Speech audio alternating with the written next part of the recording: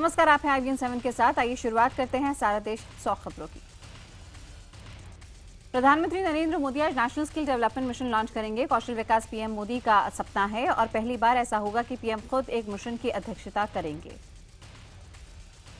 आज इस मिशन के साथ साथ मंत्रालय के लोग भी वहां पर होंगे और इसी के साथ इस मिशन का खास लोगो भी जारी कर दिया जाएगा। केंद्रीय कौशल विकास मंत्री राजीव प्रताप रूडी ने IBN 7 से खास बातचीत में कहा कि मिशन एक अभियान की तरह चलेगा।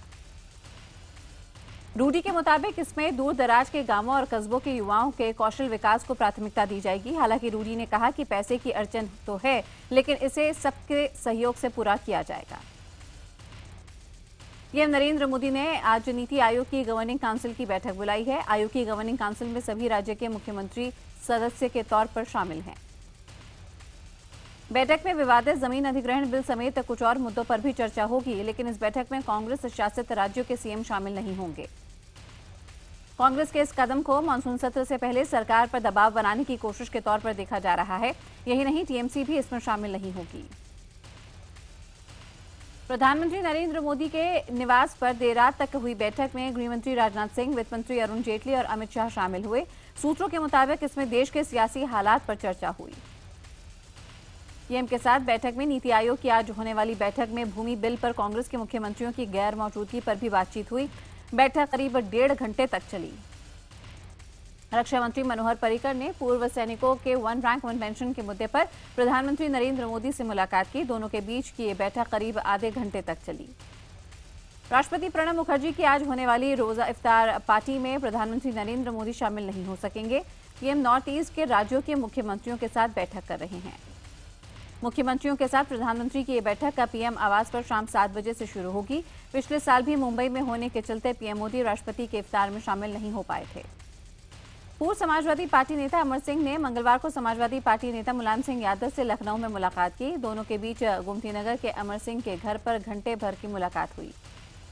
इस मुलाकात को दोनों के बीच की बढ़ती नजदीकी के तौर पर देखा जा रहा है। बाद में अमर सिंह सीएम अखिलेश की इफ्तार पार्टी में भी शामिल हुए।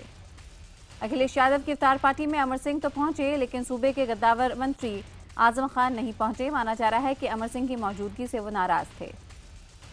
आरएसएस से जुड़े मुस्लिम राष्ट्रीय मंच ने मंगलवार की शाम लखनऊ में इफ्तार पार्टी का आयोजन किया। इस पार्टी में चुनिंदा लोगों को बुलाया गया। मुंबई बीजेपी ने हज हाउस में इफ्तार पार्टी का आयोजन किया। इसमें महाराष्ट्र के मुख्यमंत्री देवेंद्र फडणवीस और पूर्व केंद्रीय मंत्री शाहनवाज हुसैन समेत कई नेताओं ने शिरकत की।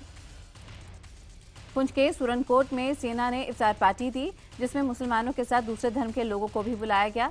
इफ्तार के बाद मुस्लिमों ने वहीं नमाज भी पढ़ी।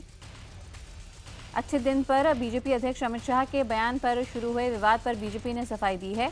पार्टी ने इस खबर से जुड़ी रिपोर्ट को गलत बताया। बीजेपी ने कहा कि अमित शाह ने भारत को उसका प्राचीन गौरव फिर से हासिल कराने में 25 साल लगने की बात कही थी। पार्टी ने मीडिया रिपोर्ट को बदनाम करने की साजिश करार दिया। दरअसल एक मीडिया रिपोर्ट में अमित शाह के हवाले से कहा गया है कि उन्होंने कार्यकर्ताओं से कहा था कि पीएम मोदी ने अच्छे दिनों का जो वादा किया है उसे पूरा करने में 25 साल लगेंगे। कश्मीर के अलगाववादी नेता गिलानी ने पाकिस्तानी ईद मिलन दावत का बहिष्कार कर दिया है। 21 जुलाई को पाकिस्तानी ऊंचाइयों की दावत में शरीक होने वो दिल्ली नहीं आएंगे। दरअसल हुर्रियत नेता गिलानी पाकिस्तान से इस बात से नाराज हैं कि उसने उफा में नमो नवाज बैठक के दौरान कश्मीर का मुद्दा क्यों नहीं उठाया। पाकिस्तानी उच्चायुक्त ने ईद मिलन दावत के लिए अलगाववादी और हुर्रियत नेताओं को न्योता भेजा था। पाकिस्तान जानता है कि उनका अलगाववादियों के साथ मेलजोल भारत को पसंद नहीं, फिर भी हुर्रियत नेताओं को बुलाया गया। जाति आधारित जनगणना की रिपोर्ट जारी करने की मांग को लेकर लालू यादव ने आर पार की अब जंग छेड़ दी है। इस मुद्दे पर पटना में 26 जुलाई को उपवास रखेंगे। लालू ने 27 जुलाई को बिहार बंद की चेतावनी भी दी है। उनके मुताबिक अगर उपवास और एक दिन के बंद के बाद भी रिपोर्ट जारी नहीं हुई तो 28 जुलाई से अनिश्चितकाल के लिए बिहार ठप कर दिया जाएगा। व्यापम घोटाले की जांच कर रही सीबीआई टीम ने रहस्यमय हालात में हुई मौत की जानकारी ली। जांच टीम ने एसटीएफ के अफसरों के साथ करीब 5 घंटे बैठक की।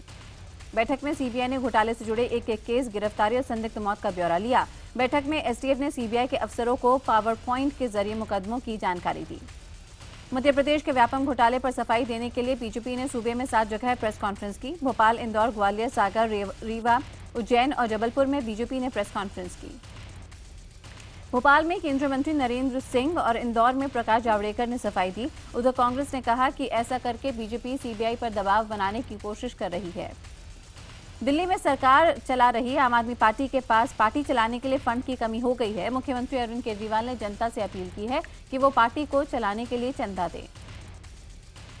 केजरीवाल ने कहा, सत्ता में आने के बाद फंड लगातार कम हो रहा है। उन्होंने कहा कि उनकी पार्टी टेबल के नीचे से फंड इकट्ठा नहीं करती, लोग चंदे में 10 रुपए भी दे सकते हैं। लखनऊ विश्वविद्यालय में पिछले 2 महीने में 200 से ज्यादा फर्जी मार्कशीट और डिग्रियों के खुलासे से हड़कंप मच गया। विश्वविद्यालय प्रशासन ने दर्जन भर केस दर्ज किए। लखनऊ यूनिवर्सिटी के फर्जीवाड़े पर अब सियासी दलों ने सवाल खड़े करने शुरू कर दिए हैं। कांग्रेस का कहना है कि इस तरह के फर्जीवाड़े के चलते विश्वविद्यालय की छवि को ठेस पहुंचती है। उत्तर प्रदेश के राज्यपाल राम नाईक ने एक बार फिर से सूबे की कानून व्यवस्था पर सवाल खड़े करते हुए कहा कि इससे यहाँ पे लोगों में दहशत है, जबकि राज्य में कानून स्थापित नहीं हो पा रहा। उन्होंने रेप और हत्या की बढ़ी वारदातों पर चिंता जताई है। वहीं आईपीएस अमिताभ ठाकुर के मामले में गवर्नर ने साफ तौर पर कुछ भी कहने से इनकार कर दिया। उन्होंने कहा कि सरकार ने सही किया या गलत, इसका फैसला अदालत करेगी। कोल ब्लॉक आवंटन घोटाले में स्पेशल कोर्ट ने झारखंड के पूर्व सीएम मधु कोड़ा समेत 9 लोगों के खिलाफ भ्रष्टाचार, आपराधिक साजिश और धोखाधड़ी के आरोपों के मुकदमा चलाने के आदेश दिए। औपचारिक रूप से आरोप तय करने के लिए अदालत ने 31 जुलाई की तारीख तय की है और उस दिन सभी आरोपियों को अदालत में मौजूद रहने का निर्देश दिया गया है। उत्तर प्रदेश के बलिया जिले में 2 सांसद एक बैठक के दौरान आपस में भिड़ गए। बलिया के विकास भवन में समाजवादी पार्टी के राज्यसभा सांसद नीरज शेखर और बीजेपी के सांसद भरत सिंह के बीच जमकर तू-तू मैं-मैं हुई। दोनों सांसदों के बीच नौबत हाथापाई तक पहुंच गई। इसके बाद दोनों पक्ष के समर्थकों ने हजारों की संख्या में विकास भवन को घेर लिया। बाद में पुलिस को लाठीचार्ज कर समर्थकों को भगाना पड़ा। जम्मू कश्मीर के कुलगाम जिले में बीती रात आतंकवादियों ने पूर्व डीएसपी की गोली मारकर हत्या कर दी। पुलिस के मुताबिक उनके घर के बाहर उनको नजदीक से गोली मारी गई। आईपीएस स्पॉट फिक्सिंग मामले में सुप्रीम कोर्ट की ओर से बनाई गई लोधा कमेटी ने मैप्पन और राज कुंद्रा पर आजीवन प्रतिबंध लगा दिया है। कमेटी ने कहा कि मैप्पन और कुंद्रा, जिन्हें अपनी अपनी टीम मालिकों का चेहरा माना गया, उन्होंने क्रिकेट, बीसीसीआई और आईपीएल को बदनाम किया। लोधा कमेटी ने अपने फैसले में कहा कि मैप्पन और कुंद्रा की गतिविधियों से क्रिकेट शर्मसार हुआ है। बीसीसीआई के पूर्व चेयरमैन एन श्रीनिवासन के दामाद मैप्पन और शिल्पा शेट्टी के पति राज कुंद्रा पर लाइफ टाइम बैन का मतलब है कि ये दोनों अब बीसीसीआई से जुड़ी किसी भी क्रिकेट एक्टिविटी में जिंदगी भर हिस्सा नहीं ले पाएंगे। मैप्पन और कुंद्रा की सट्टेबाजी की सजा उनकी टीमों को भी मिली है। धोनी की कप्तानी वाली चेन्नई सुपर किंग्स और यहाँ पे आईपीएल सीजन जीत चुकी राजस्थान रॉयल्स को भी आईपीएल से सस्पेंड कर दिया गया है। लोधा कमेटी ने चेन्नई और राजस्थान पर भी 2 साल का बैन लगाया है। इन्हें जानकारी छिपाने और वक्त रहते कार्रवाई न करने की वजह से सस्पेंड किया गया। यानी अब आईपीएल 9 में खेलने के लिए 6 टीमें रह जाएंगी। सीएसके और राजस्थान रॉयल्स के लिए अब खेलने वाले खिलाड़ियों का भविष्य अधर में लटक गया है। धोनी की कप्तानी वाली सीएसके ने 2 बार आईपीएल का खिताब जीता, जबकि राजस्थान रॉयल्स ने 2008 में आईपीएल का पहला सीजन जीता था। राजस्थान रॉयल्स के सहमालिक राज कुंद्रा ने आजीवन प्रतिबंध के फैसले को दुखद और चौंकाने वाला बताया। वहीं आईपीएल ने अपनी गवर्निंग काउंसिल की आपात बैठक 19 जुलाई को बुलाई है।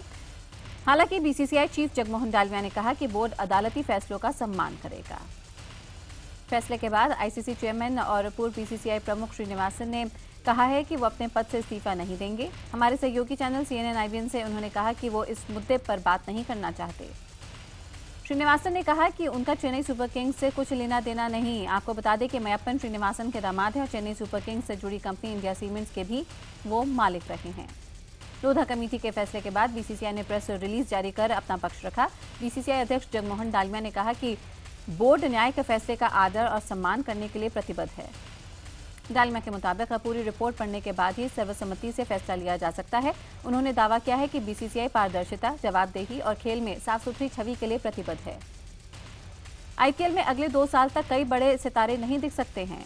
जस्टिस लोधा ने कहा कि खिलाड़ियों के वित्तीय नुकसान से खेल की छवि ज्यादा जरूरी है। Dhoni, McCullum Raina, Ajinkya Rahane, Steven Smith, जोएन Bravo, Tim Southee, Ravindra Jadeja और रशियन वॉटसन उन बड़े नामों में शामिल हैं जो आईपीएल में अगले 2 साल तक नजर नहीं आएंगे। जस्टिस लोधा से जब ये पूछा गया कि अगर इन दोनों फ्रेंचाइजी के मालिक बदले जाते हैं तो क्या उन्हें ऐसे में आईपीएल में खेलने की इजाजत मिलेगी, इस पर उन्होंने कहा कि ये फैसला बीसीसीआई को लेना है। पूर्व भारतीय कप्तान सुनील गावस्कर का मानना है कि चेन्नई सुपर किंग्स के कप्तान धोनी के बिना आईपीएल की कल्पना करना मुश्किल है। गावस्कर ने यह भी कहा कि सीएसके और राजस्थान रॉयल्स के खिलाड़ियों की मनोदशा बहुत खराब होगी क्योंकि उन्हें दूसरों के गुनाहों की सजा मिली है। गावस्कर के मुताबिक फैसले को हल्के में नहीं लिया जा सकता क्योंकि इसमें देश के 3 पूर्व मुख्य न्यायाधीश जुड़े हैं। साथ ही अगले आईपीएल में 8 महीने हैं, लिहाजा बीसीसीआई के लिए 2 नई टीमें तलाशना मुश्किल नहीं है। योद्धा कमेटी के फैसले पर पूर्व क्रिकेटर और बीजेपी सांसद कीर्ति आजाद ने कहा कि अभी तो पहाड़ में से सिर्फ राई निकली है। पूरे यहाँ पर अगर मामले की छानबीन की जाए तो कई ऐसे और लोग हैं जो कि लपेटे में आएंगे। उन्होंने कहा है कि कुछ लोगों की गलती का खामियाजा सबको भुगतना पड़ रहा है।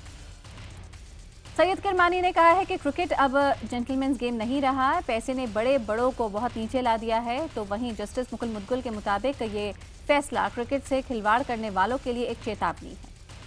दिल्ली, मुंबई, नागपुर और भोपाल में प्रवर्तन निदेशालय ने क्रिकेट सट्टेबाजों के घरों पर छापे मारे।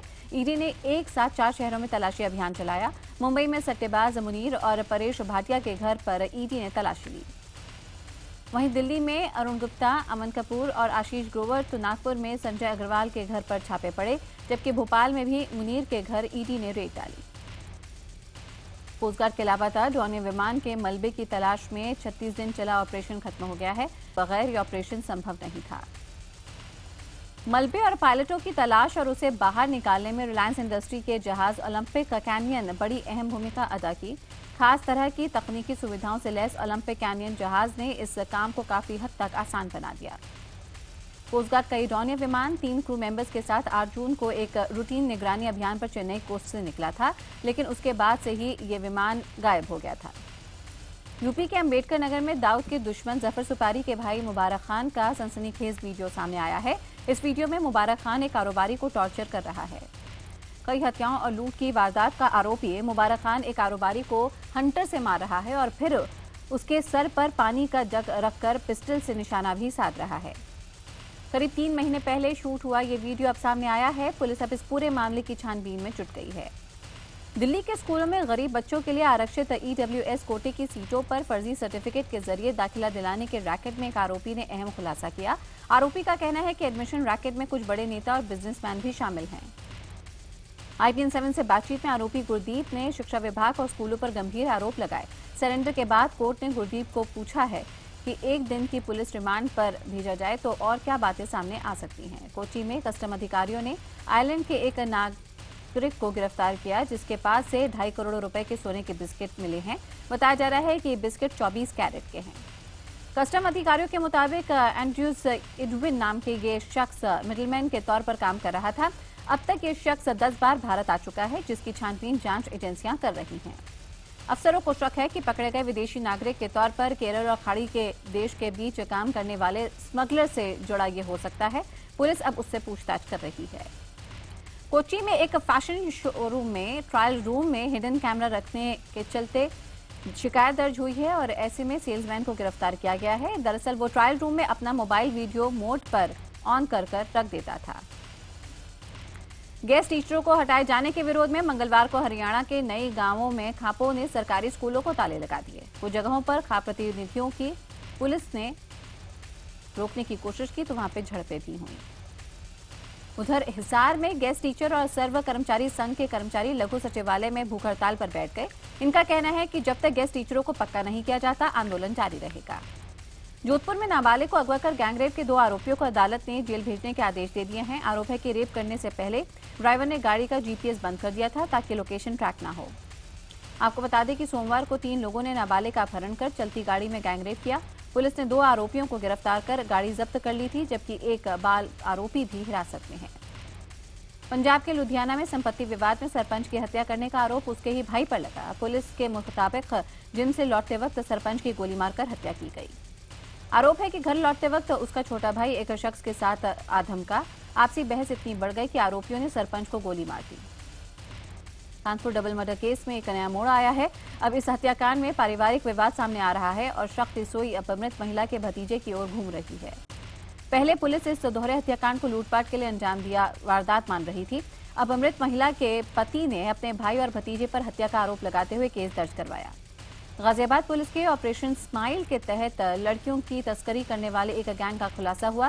पुलिस ने तस्करी करने वाले 3 लोगों को गिरफ्तार किया। दरअसल ये गैंग घर से खफा होकर भागने वाली लड़कियों को टारगेट करता था और फिर उनको 25,000 से लेकर 1 लाख में बेच देता था। पुलिस ने दिल्ली के द्वारका से 4 लड़कियों को बरामद किया। बरामद की गई लड़कियों में 3 झारखंड की हैं और 1 लड़की लोनी की रहने वाली है। पुलिस के मुताबिक आरोपियों ने माना है कि उन्होंने 10 से ज्यादा लड़कियों को बेचा है। पीलीभीत में बच्चों की लड़ाई में कूदी महिलाओं के बीच झगड़ा इतना बढ़ गया कि 10 महिलाएं बुरी तरह से जख्मी हो गई। दोनों पक्षों की ओर से करीब आधे घंटे तक जमकर लाठी डंडे चले। स्थानीय लोगों के बीच बचाव के बाद झगड़ा रुका। दोनों पक्षों ने थाने में तहरीर देकर शिकायत की। इस बीच घायल महिलाओं को सीएचसी में भर्ती करवाया गया है। सिमडेगा पुलिस ने 2 माओवादियों समर्थकों को गिरफ्तार किया। उन पर माओवादियों को गोली और बंदूक सप्लाई करने का आरोप है। इनके घर से 62 कारतूस, 2 राइफल और 1 बंदूक बरामद किए गए। गुजरात के वडोदरा में नगर निगम ने छापे में 4000 किलो चावल बरामद किया। जांच के लिए चावल के नमूने भी लैब में भेजे गए। बरामद चावल के सिंथेटिक चावल होने का शक जताया जा रहा है। आंध्र प्रदेश के राजमुंद्री जिले में गोदावरी महाकुंभ में अचानक भगदड़ मचने से 29 लोगों की मौत हो गई, जबकि 31 लोग अस्पताल में भर्ती है। गोदावरी महाकुंभ स्नान के दौरान वीआईपी कार्यक्रम खत्म होते ही भीड़ घाट की तरफ दौड़ी और इसी बीच वहां एक घाट पर भारी भीड़ जुट गई। उस भीड़ में कुछ महिलाओं के गिरने से भगदड़ मच गई। मध्य प्रदेश के सतना में दबंगों पर मामूली विवाद के चलते दलित महिला के हाथ पैर काटने का आरोप लगा है। दलित महिला का गांव के दबंग से बकरी चराने को लेकर विवाद हुआ था। आरोप है कि दबंग शख्स ने महिला के हाथ पैर कुल्हाड़ी से काट दिए। महिला को गंभीर हालत में नागौद अस्पताल में भर्ती कराया गया है और सतना उसे रेफर किया गया है। भारत और जिम्बाब्वे के बीच हरारे स्पोर्ट्स क्लब मैदान में खेले गए तीसरे वनडे में भारत ने जिम्बाब्वे को 83 रनों से हरा दिया। जाधव ने शानदार शतक जड़ा। टीम इंडिया ने 3-0 से सीरीज जीत ली। विंबलडन में महिला डबल्स का खिताब जीतकर इतिहास रचने वाली सानिया मिर्जा के लिए इस बार ईद बहुत खास होगी। खिताब जीतने के बाद सानिया ईद मनाने अपने घर हैदराबाद वापस आ गई हैं। सलमान खान की मोस्ट अवेटेड फिल्म बजरंगी भाईजान ईद के मौके पर पाकिस्तान में भी रिलीज होगी। फिल्म में कुछ सीन्स हटाने के बाद पाकिस्तान सेंसर बोर्ड ने इसे रिलीज करने की इजाजत दे दी है। सलमान खान की फिल्म बजरंगी भाईजान में एक खास गाना शामिल किया जाने वाला है, जो सलमान खान के नाम होगा। ये गाना फिल्म के खत्म होने के बाद सलमान के फैंस के लिए दर्शाया जाएगा। बताया जा रहा है कि धोनी की जिंदगी पर बनने वाली फिल्म में धोनी की पत्नी के किरदार के लिए परिणीति चोपड़ा को कास्ट किया जाने वाला है। खबर है कि यशराज फिल्म्स के मालिक आदित्य चोपड़ा ने अपने लेखकों की टीम को दीपिका पादुकोण को मद्देनजर रखते हुए स्क्रिप्ट लिखने को कहा। फिल्म तनु वेड्स मनु रिटर्न्स में अपने हरियाणवी बोली के लिए तारीफें बटोरने वाली कंगना अब गुजराती बोलती नजर आएंगी।